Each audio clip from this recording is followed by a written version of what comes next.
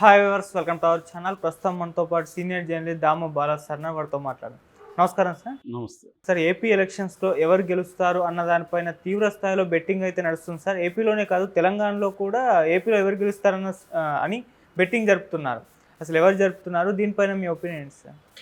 ఆంధ్రప్రదేశ్లో ఎవరు గెలుస్తారు అనే దాని మీద రకరకాల పద్ధతిలో బెట్టింగ్ జరుగుతుంది. ప్రధానంగా జగన్ గెలుస్తాడా, చంద్రబాబు అంటే జగన్ సీఎమ్మా, చంద్రబాబు సీఎమ్మా అనే దాని మీద ప్రధానంగా బెట్టింగ్ జరుగుతుంది. ఎందుకంటే ఈ ఎన్నికలు జరిగింది కూడా జగన్ని దించేయాలా, జగన్ని మళ్ళీ ఉంచాలా, అంటే జగన్ కేంద్రంగా ఎన్నికలు జరిగాయి, చంద్రబాబు కేంద్రంగా కంటే కూడా.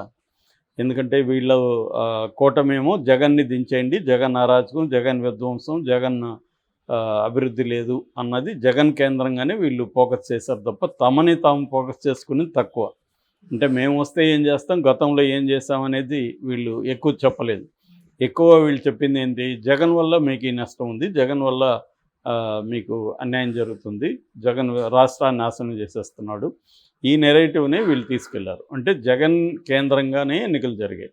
సో ఇప్పుడు బెట్టింగ్ కూడా నిజానికి బెట్టింగ్ ఎన్నికల ముందే స్టార్ట్ చేసిన, అది కూడా ఒక రకంగా తెలుగుదేశం వాళ్ళు స్ట్రాటజిక్గా స్టార్ట్ చేశారు.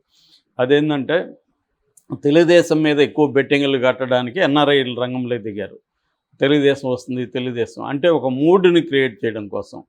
సో అంటే తెలుగుదేశం వస్తుందంట, బెట్టింగ్ అంతా అక్కడే, బెట్టింగ్ వాళ్ళకి తెలుస్తుంది కదా, అందుకే బెట్టింగ్ ఎక్కువగా వస్తున్నారు అన్న అభిప్రాయాన్ని జనంలో స్ప్రెడ్ చేయడం కోసం ఒక టాక్టిక్గా తెలుగుదేశం వాళ్ళు దాన్ని ముందుకు తీసుకెళ్లారు. సో ఇది ఇంకొక పద్ధతిలో కూడా తీసుకెళ్లారు. అమరావతి అంటే చంద్రబాబు వస్తున్నాడు, అమరావతి మళ్ళీ డెవలప్ అవుతుందని అక్కడ ల్యాండ్స్ కొనడానికి కొంత అడ్వాన్సులు ఇచ్చేయడం, ఏవి చూడకపోయినా మీ దగ్గర ల్యాండ్ ఉంటే మీకు అడ్వాన్స్ ఇచ్చేసేయడం, అది రిటర్న్ అవసరం లేదని చెప్పడం, ఇలాంటి పద్ధతులు కూడా కొంత చేశారు. అంటే ఒక సైకలాజికల్ గేమ్ తెలుగుదేశం స్టార్ట్ చేసింది ఎన్ఆర్ఐల ద్వారా. సో బెట్టింగ్ కూడా అదే పద్ధతిలో వెళ్ళి తెలుగుదేశం గెలుస్తుంది, నాకు మీరు 1 lakh కడితే 1.5 lakh ఇస్తా, లేదా 2 lakh ఇస్తా అని చెప్పి ఒక మూడ్ క్రియేట్ చేయడం కోసం ఇది చేశారు. అంటే ఈసారి తెలుగుదేశం చేసినన్ని మెథడ్స్ నేనైతే ఎప్పుడు చూడలేదు. అన్ని రకాల మెథడ్స్ గత 6 నెలల నుంచి చేశారు. సో అందులో బెట్టింగ్ కూడా ఒక పార్ట్. సో నేను చాలాసార్లు చెప్పే, ఎన్నికలు అనేవి కూడా యుద్ధం లాంటిది. యుద్ధంలో మోరల్స్ అనేవి పెట్టుకుంటారు, యుద్ధంలో కూడా యుద్ధనీతి, యుద్ధ ఒప్పందాలు అవన్నీ ఉంటాయి. కానీ ప్రధానంగా యుద్ధంలో మోటివ్ ఏంటంటే గెలవడమే. ఎలా గెలవడం అనేది ఏముండదు ఇక్కడ. అంటే మీన్స్ ఎండ్ అంటాం కదా, ఎండ్ అనేది లక్ష్యం, లక్ష్యం అనేది గెలవడం.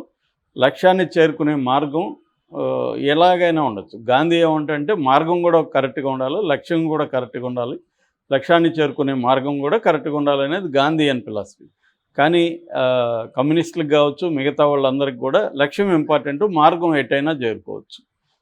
సో మంచి మార్గం, చెడ్డ మార్గం అనేది ఏమి ఉండదు, నువ్వేమన్నా చేయి, గెలవాలి, అదే స్ట్రాటజీ. కాబట్టి వైసీపీ వల్ల వీలైనన్ని వైసీపీ చేసింది, తెలుగుదేశం వీలైనది తెలుగుదేశం. బట్ ఓవరాల్గా చూసుకున్నప్పుడు తెలుగుదేశం కూటమి చాలా ఎఫెక్టివ్గా చేసింది. దీని వెనక చంద్రబాబు 45 ఏళ్ళ అనుభవం ఉంది. అట్లాగే కమ్మ సామాజిక వర్గం చాలా కసిగా జగన్ని ఓడించాలని ఈసారి నిర్ణయించుకోవడంతో వరల్డ్ వైడ్ పెట్టుబడులు ఆంధ్రప్రదేశ్లోకి ప్రవహించాయి, డబ్బు ప్రవహించింది. అట్ ద సేమ్ టైం బీజేపీతో తెలివిగా చంద్రబాబు పొత్తు పెట్టుకోవడం వల్ల ఈ పెట్టుబడి ఫండర్స్ ఎవరైతే ఉంటారో వాళ్ళ మీద ఆర్థిక దాడులు అనేవి ఈసారి జరగలేదు. మనం కానీ చూస్తే 2019లో తెలుగుదేశానికి ఫండ్ ఇచ్చే వాళ్ళందరి మీద దాడులు జరిగాయి. ఈసారి అవి జరగలే. జగన్ ట్రై చేశాడు నారాయణ లాంటి వాళ్ళ మీద దాడులు చేయడానికి, కానీ అది పెద్ద స్థాయిలో చేయలేకపోయాడు జగన్. మామూలుగా అయితే జగన్ వైపు కానీ బీజేపీ ఉంటే ఐటీ దాడులు జరిగేవి చంద్రబాబు మనుషుల మీద, అందువల్ల ఫండ్ వచ్చేది కాదు. ఇచ్చేవాడు కూడా సైలెంట్గా ఉండేవాడు, ఎందుకు డబ్బులు తీస్తే మన మీద కూడా దాడులు జరుగుతాయని. కానీ ఇప్పుడు బీజేపీ పొత్తులకి రావడం వల్ల చంద్రబాబు జరిగిన అడ్వాంటేజెస్లో ఒకటేంటంటే ఆయనకి ఈ డబ్బు విపరీతంగా ప్రవహించింది. చాలామంది వాలంటీర్గా డబ్బులు ఖర్చు పెట్టిన వాళ్ళని నేను చాలామంది చూశాను. సో ఆ రకంగా ప్రధానంగా కమ్మ కులం అంతా కూడా ఏకమయ్యి జగన్ను ఓడించాలి, ఇది లాస్ట్, లేకపోతే కష్టమైపోతుంది అని చెప్పి ఈ రంగంలోకి దిగారు. అందులో ఒక మెథడ్ వచ్చి బెట్టింగ్ మెథడ్. బెట్టింగ్ అనే పద్ధతి ద్వారా ఓటర్ల సైకాలజీని మార్చడం కోసం ముందు నుంచి ట్రై చేశారు. అది కొంతవరకు సక్సెస్ అయినట్టుగా కూడా అర్థమవుతుంది. అయితే ఇప్పుడు ఎన్నికలైన తర్వాత రియల్ బెట్టింగ్ అనొచ్చు ఇది. ఇక్కడేమి సైకలాజికల్ బెట్టింగ్ కాదు. అయితే బెట్టింగ్ అంటేనే సైకలాజికల్ గేమ్.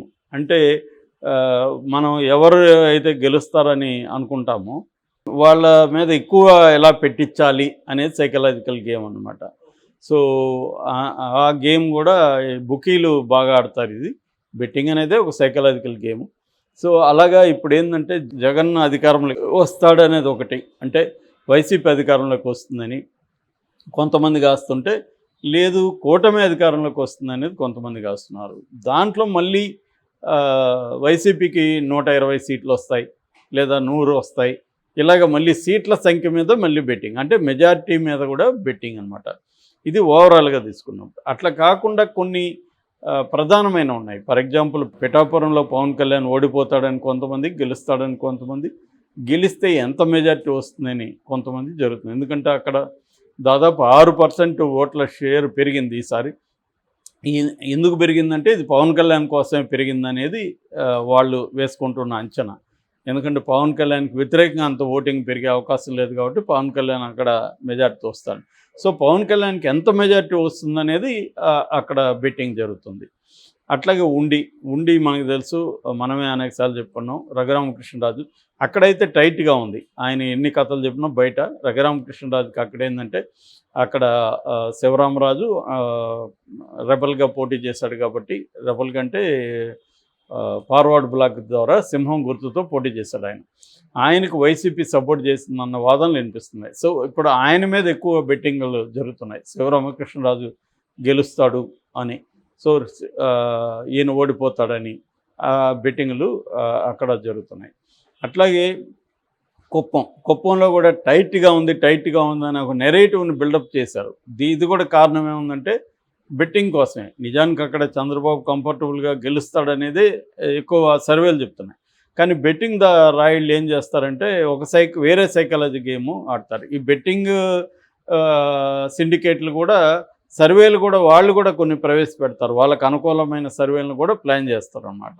ఎందుకంటే దాన్ని బట్టి రేపు బెట్టింగ్లో డబ్బులు రావు. ఎందుకంటే బెట్టింగ్ అనేది అంటే స్పీడ్గా 100 కోట్లు 1000 కోట్లు డబ్బులు సంపాదించే మార్గం బుకీలు చేసుకుంటారు. ఎందుకంటే బుకీలకి 10 to 20% దాంట్లో ఇన్కమ్ వస్తుంది అన్నమాట.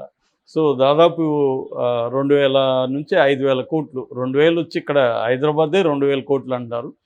మొత్తం ఓవరాల్గా అక్కడ ఇక్కడ కలుపుకుంటే ఒక 10,000 కోట్ల వరకు బెట్టింగ్ జరిగే పరిస్థితి ఉంది. సో ఈజీగా 1000 నుంచి 2000 కోట్లు బుకీలు సంపాదిస్తారు. సో అందుకని పెద్ద ఎత్తున ఒక సైకలాజికల్ గేము బుకీలు కూడా ఎప్పటి నుంచో ఆడుతున్నారు. దానివల్ల కూడా ఇప్పుడు బుకీ తెలుగుదేశం గెలుస్తుందని కాశారనుకో, తెలుగుదేశం గెలుస్తుందన్న దీన్ని వ్యాపిస్తారు వాళ్ళు. సో ఇది జరుగుతోందన్నమాట. అట్లా కుప్పంది ఒకటి. అట్లాగే నెక్స్ట్ మంగళగిరి ఈసారి ఎందుకంటే ఖచ్చితంగా గెలుస్తాడు అని ఒక నెరేటివ్ స్ప్రెడ్ చేశారు. అయితే లోకల్గా వినిపిస్తుంది ఏమంటే ఆయన కూడా ఒకవేళ గెలిచినా కూడా నామినల్ మెజార్టీతో గెలవాలి తప్ప బంపర్ ఏమి ఉండదు, తనకి బాగానే వ్యతిరేకత ఉందనేది చెప్తున్నారు గుంటూరు దగ్గర చాలామంది. సో అదొకటి. అట్లాగే రోజా మీద అయితే పెద్దగా ఎవరు బెట్టింగ్ కట్టట్లేదు. ఎందుకంటే రోజా ఓడిపోతుందని ఎక్కువ మంది కడుతున్నారు, రోజా గెలుస్తుందని ఎవరు కట్టట్లేదు అక్కడ అని మనకు చెప్తున్నారు. ఎందుకంటే రోజాది బాగా టైట్ ఉందని. ఇక పులివెందుల్లో జగన్కి మెజార్టీ తగ్గుతుందని ఎక్కువ మంది కడుతున్నారు. గతం కంటే తగ్గుతుందా తగ్గదా అన్న ఇది జరుగుతుంది. అట్లాగే కడపలో షర్మిల గెలిచే అవకాశం ఉందని ఈ మధ్య ఒక పుకారు పుట్టించారు. అంటే ఇది కూడా బెట్టింగ్ రాయలు పుట్టించారని నాకు అనిపిస్తుంది. ఎందుకంటే అంత ఊపేం అక్కడ కనబడట్లేదు, కానీ షర్మిల మీద బెట్టింగ్ కడుతున్నారు చాలామంది. అట్లాగే పులివెందుల ఆల్రెడీ మనం చెప్పుకున్నాం, వంశీ అండ్ కొడాలి నాని వీళ్ళిద్దరు దీని మీద కూడా గన్నవరం ఇది. సో వీళ్ళిద్దరి మీద కూడా బెట్టింగ్ కడుతున్నారు. అంటే కొంత పాపులర్గా ఉన్న వాళ్ళ మీద బెట్టింగ్లు కట్టడం ఇది చేస్తున్నారు. ఇక్కడ హైదరాబాద్లో కూడా కూకట్పల్లి, కేపీహెచ్బి, ఎల్బీ నగరు, మియాపూరు, షేర్లింగంపల్లి, దిల్సుఖ్ నగరు, ఉప్పలు ఈ ఏరియాలో ఉండే సీమాంధ్రులు బెట్టింగ్లు కడుతున్నారు. అట్లాగే బార్డర్ ఖమ్మం కావచ్చు, నల్గొండ కావచ్చు, ఇలాంటి చోట్ల కూడా బెట్టింగ్లు కడుతున్నారు. సో ఓవరాల్గా బెట్టింగ్ అనేది ఆంధ్రప్రదేశ్లో ఎక్కువగా, ఇక్కడ ఎవరు పట్టించుకోవట్లేదు తెలంగాణలో ఉన్న వాళ్ళు కూడా ఆంధ్రప్రదేశ్లో కూడా కృష్ణా, గోదావరి, ఉభయ గోదావరి జిల్లాలు, గుంటూరు, ఈ 4 జిల్లాల్లో బెట్టింగ్ విపరీతంగా ఉంది. ఎందుకంటే వాళ్ళకి ముందు నుంచి కూడా బెట్టింగ్ అలవాటు ఉభయ గోదావరి జిల్లాలో. సో వాళ్ళు ఇది ఎక్కువ చేస్తున్నట్టుగా చెప్తున్నారు.